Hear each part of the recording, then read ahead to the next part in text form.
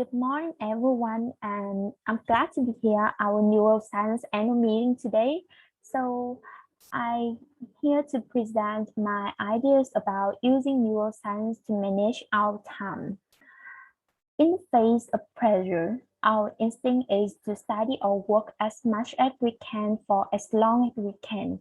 So why do we still feel as if we have not accomplished enough at the end of the day? I suggest that rather than focusing on what is urgent, people should decide what matters most and pinpoint the best time to do it. It's really about being highly effective as fast as reasonable for a human being. I believe that rather than making a to-do list and working through each item, people should decide on the main aim for the day and work out when they are most likely to achieve the peak productivity. Then this time can be devoted to the task with the highest priority, such as writing an essay or revising. It is obviously impossible to work intensively all the time, so simple tasks not requiring much attention, emails or paperwork, can be done in any downtime. However, there are times when the extent to which small tasks can tax our brain is underestimated. Sending an email, for example, may appear simple on the surface, but can involve a decision which, although trivial, can cause mental exhaustion. In this case, it is better to reorder the day and deal with less pressing concerns only after the work target has been achieved. The time of day when people are most alert varies from person to person, but as a general rule, the first 2 hours after waking up are not conducive to serious study.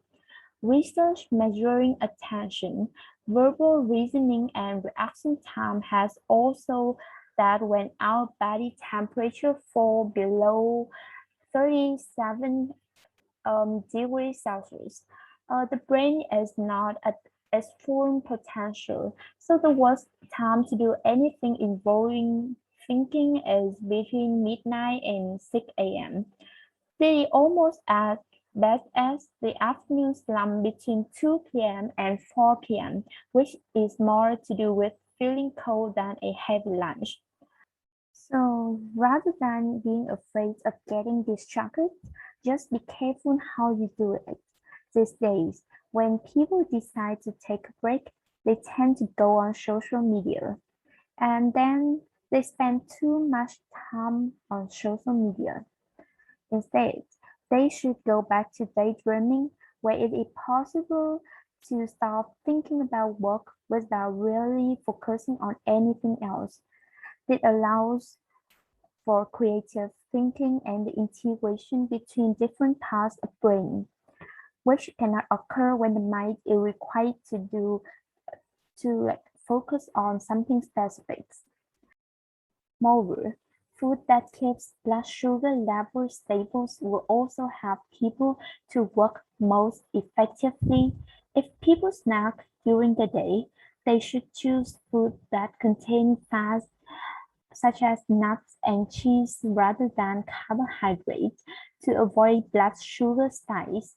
Starting the day with high protein foods such as eggs and toast will have a high impact on the neurotransmitter in the brain. The amino acid tyrosine, which is found in proteins, will stimulate the transmitter responsible for alertness, and the calming protein tryptophan will relax the brain.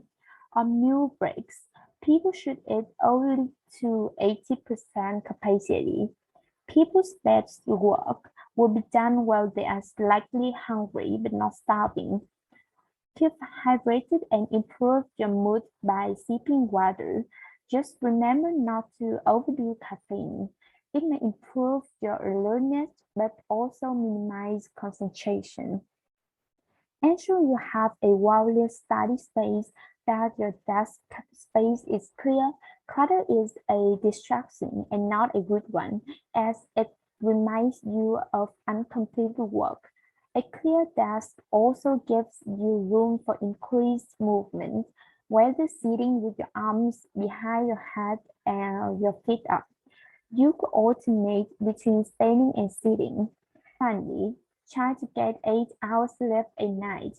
While we sleep, our brains process retain information, consolidating facts and reinforcing how to perform tasks. It also rejuvenates us both physically and mentally.